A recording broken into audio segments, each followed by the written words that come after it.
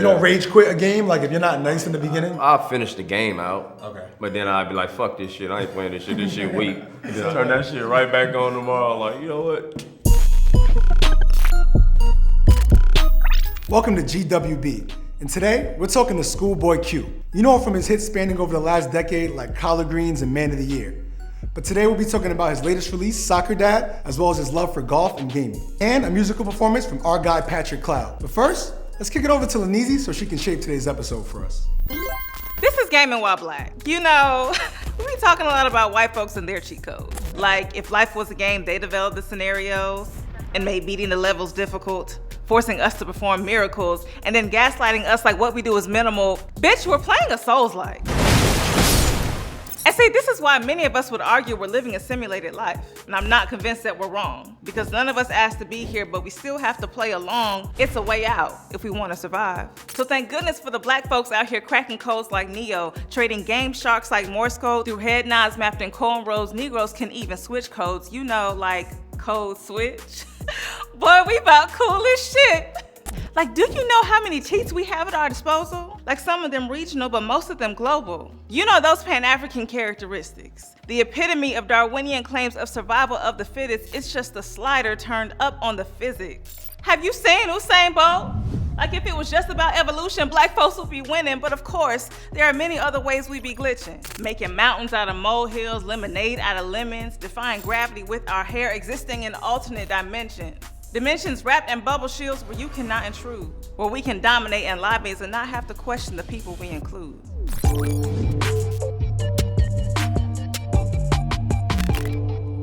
Q, My boy. appreciate you stopping by. Yeah, thanks for having me, brother. Was you an arcade dude growing up? Of course. It was one right around the corner on 52nd Street, on 52nd Street in Fig. At the laundromat, we used to go play Galaga. Pass the time while the clothes is drying and shit. Yeah, this one too. What is this one? Centipede. Yeah. This one was in there too, yeah. This is Gaming While Black, so, you know what I'm saying, we like to bridge that gap of black culture, gaming, our relationship with gaming. So I always like to start off by asking our guests, like, what's your relationship with gaming like? I've been playing games since a kid. Like, I was hooked with Goldeneye though. I think that's what had me hooked, like 007 Goldeneye. But, you know, I've been playing since Sega, like Mortal Kombat, you feel me? I never had a Super Nintendo. I was pissed about that. It was either the Sega or the Super Nintendo, and I got the Sega. You didn't do too bad. They both had they both had good games on there though. I feel like Sega had the rated R because you get to play Mortal Kombat, you feel me? And Super Nintendo was like PG-13 type. A little bit. You know what I mean? But yeah, but what got me hooked for sure was 007. Goldeneye, a lot of people know Goldeneye, they associated with what? The golden gun, right? Yeah. You kind of had to do a little like cheat code type of situation to get the golden gun, you know what I'm saying? You had to do a little cheat code situation. The theme of this episode is cheat code, right? Okay. So, what does that mean to you in a life scope? I think it's like necessary, bro. Like the cheat code is necessary, bro. Like in real life, we all cheat too. Not just saying like on your spouse or nothing, but we try to cut corners a lot in real life too. And sometimes cutting corners is for the best. You get things done faster. You know what I mean? Yeah. You get things Worry done about it sometimes later. even more efficient. Yeah. You know what I mean? I mess with the cheat codes, honestly. As long as you ain't harming nobody. Facts. As long as Mess you with the cheat codes. What games are you really into like nowadays, right now? You know what I'm saying? You grew up playing GoldenEye, you grew up playing Galaga, Yep. Asteroids is right there, all these type of games. Sega Genesis, what is like your go-to? What's in your rotation right now? COD. Okay. GTA RP. I'm getting my own server built right now. GTA RP. You hear this guy? Yeah. I just got into Valorant. You know, it's a little nerdy game, but I'm messing with it. I'm fucking with it. I've been hearing about Valorant. Like, it just got on my radar a couple weeks ago. You gonna get a crew? Like, I mean, you're already part of the crew, but you gonna get a crew? Because with the Valorant thing, I hear like you need a crew. No, definitely. It's so much more like structured than COD nowadays, where you need people you could trust on your side. So you gonna get a crew when you get? I got a crew though. I got a crew. They don't like really playing with me too much because I ain't ranked up yet. I haven't finished up with my rank. Oh, because you're not. So I can't play rank play yet because I haven't played enough games. Like I just got into it. I just want to get good at it now. It caught my attention. It's like something like you into it now. Yeah. Well, I feel like because I was so bad when I first played it, and I'm like, oh hell no. Are you like that though? Like you don't rage quit a game. Like if you're not nice in the beginning, you just. I finish the game out. Okay. But then I'd be like, fuck this shit. I ain't playing this shit. This shit weak. Then I turn it back on the next day. Man, this shit garbage, right? Turn that shit right back on tomorrow. Like, you know what? It's a lot more technical than like a lot of the shooters out there. You get assigned different roles. It's like you're not ranked up yet. You're going to grind though. I like that. You said you're going to grind. I even said you're going to grind. I probably got like 3-4 more games, like maybe 3 more games. Okay. So what role do you like to play on the team? Like, is there a specific role you like to play when y'all go out there and play Valorant? As of right now, I'm the UAV man. I feel like he's the easier one for me. I can let the homies know where they at. They can get off. You can scout it and everything. Yeah, it's kind of easy. I can shoot through a wall, get a little easy little clap. You feel me? Yeah. I gotta check out Valorant, man. I gotta get a crew. It's fun, bro. You gotta get 5. It's not fun without 5. That's what I'm saying. I gotta get a 5 though. I don't like playing it's like when I play certain games, like you don't want to play with randoms. Yeah. That one random will fuck the whole. The one random will smoke the whole operation, bro. Like, bro. Y'all all the trash now. Yeah. You know what I'm saying? So I gotta get the right crew so we can really run the right way. When you came out with Black Hippie, you came out with TDE, you was like the in-your-face one of the crew. You know what I'm saying? Yeah. I'm from New York, so I'm like, who is this dude? Like he's, you know what I'm saying? He's the braggadocious one. He's in your face with it.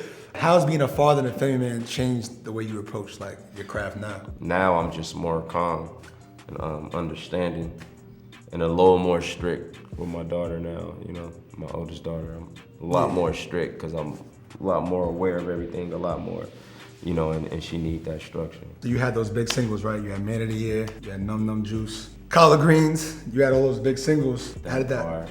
Yeah, that part. Yeah, Flow. Go ahead. Talk the shit. I mean, we can talk about it. Yeah, we can really talk about it. We're about 30 of me. Brand new guy. That was my introduction to you. I got some shit. You do. So let's get into that. Let's talk about Soccer Dad, right? Oh man. I think personally, my opinion, that was you literally just reminding people like, no, I got some shit. That's not even a record that's like on my album or like a record I'm pushing. It was just a record just to hear my voice almost, talk to people. But you know, I got an album that's in the works too that I'm gonna put out next few months, I'm pretty sure. There you go, you heard that here. That's exciting news. A lot of people have been waiting for you. You know what I'm saying? It's been about 3 years, I think, since your last album. Yeah, almost 3 years. Now you talked about transforming into this more mellow version of yourself. Part of that, I feel like, is you're a golfer. Yeah, big time. Big time, like a golfer. Yeah. Like you actually play. Play tomorrow. You said I got a tea time tomorrow. You know what I'm saying? Yeah, the day after, I'm gonna play. I'm gonna play tomorrow. Play every day. That's very interesting to me, bro, because I feel like rap is hip hop culture is very like impressionable, right? Like on the consumers, on your peers. I feel like you're definitely like the flag bearer with that, with golfing in the space. 100%. So that's something I wanted to talk to you about some more. But I also wanted to hop on the sticks too. Let's do it. I wanted to play some golf games too. Let's do it. Let's do it then. Let's get it poppin'. You're on the course. I think you up first, my brother. You ready to feel like a real golf course right now. Nobody's saying shit. That's just a wild shot. Max that bitch out. Yeah. Right into the sand. Right there? All right, bet.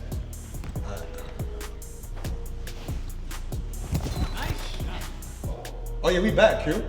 Yeah, we here. Yeah. Bullshit ass swing. Yeah, we here. Nah, but I'm on the green though. I'm gonna just do this shit. I'm on the green though. No, that was a good shot though. Gotta get up out of there. Nah, this guy's different. Shit, short. Oh, get on, bitch.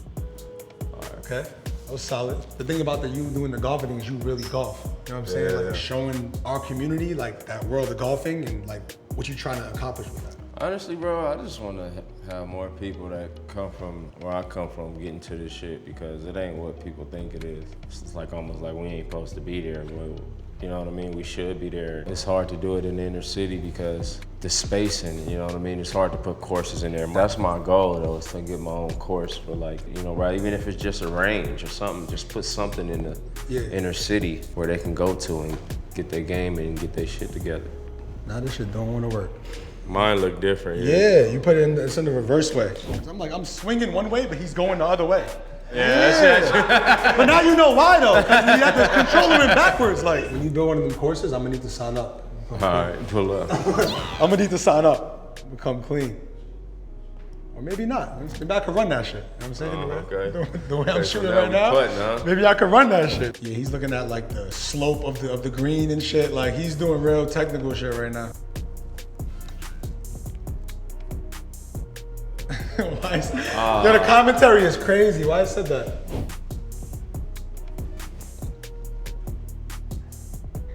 Oh yeah. Good putt. Oh yeah.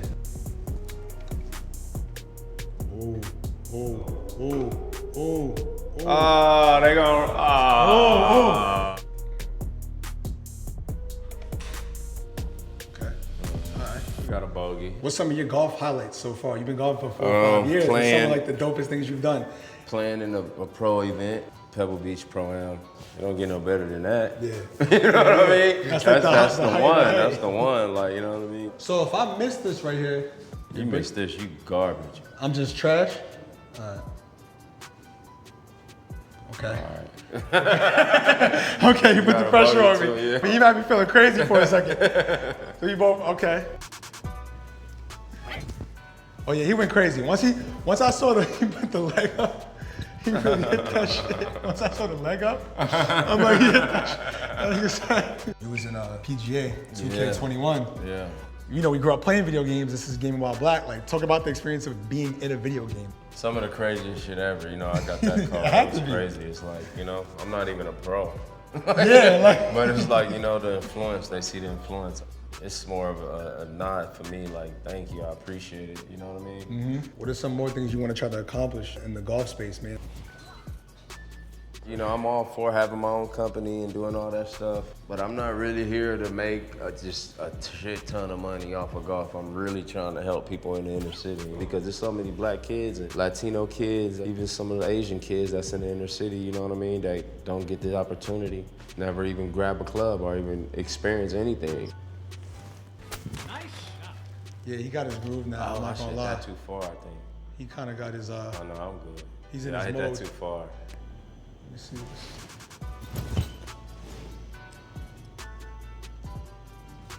Whoa!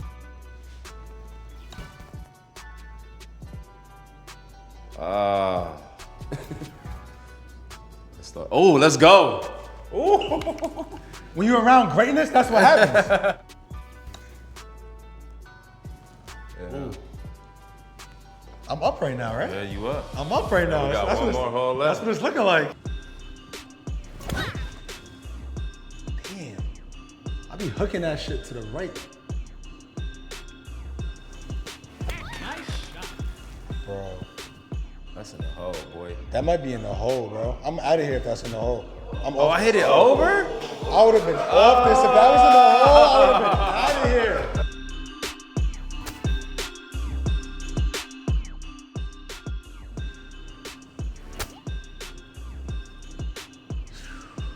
Oh, they playing with me. What?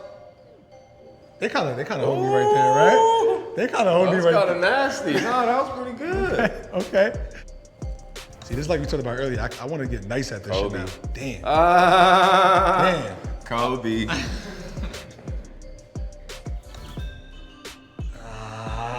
Stroke 4, bogey. I won that round. We tied. We tied. That's actually tough. Yeah. My brother, I appreciate Yeah. you, man. You know what I'm saying? I got to kick it with a real LA legend. Thank you, brother. what I'm Appreciate saying? that. That's it for this episode of Gaming While Black. I'd like to give a huge thanks to our guest ScHoolboy Q for joining us today. But you know we can't leave just like that. Here to take us out is a special performance from our guy, Patrick Cloud. Thank you, sir. Let's get it. I had a dream I knocked Freddy Krueger out. Turns out that nigga's scary. I ain't building no schools for little African kids, but I had her doing missionary. I walked up on her like, yo, what it is, what that booty do. If her man trip, there's 4 niggas hopping out that van like Scooby-Doo. Like Scooby-Doo. Dragon? I used to sell weed at Hogwarts. No owls, that shit was for the fucking birds. Tried to fuck on a little Hufflepuff, but them witches was fucking nerds. You ain't a real nigga till you shit your drawers and keep the day moving. I know niggas that shit they drawers in a pickup game and they stayed hooping. I can't believe this nigga cried over that girl who don't smell good. I caught her down at Home Depot working. That Build-A-Bitch used to sell wood. I'm at her crib with no drawers on. It's just me and my socks. She called me Solid Snake the way I be in the box. Snake! Big, chunky Glocks for y'all slick, musty ops. And if you can't sit a cup on it, then you might need butt shots. Best rapper on the planet. Let's get it. Maybe ever. Maybe ever.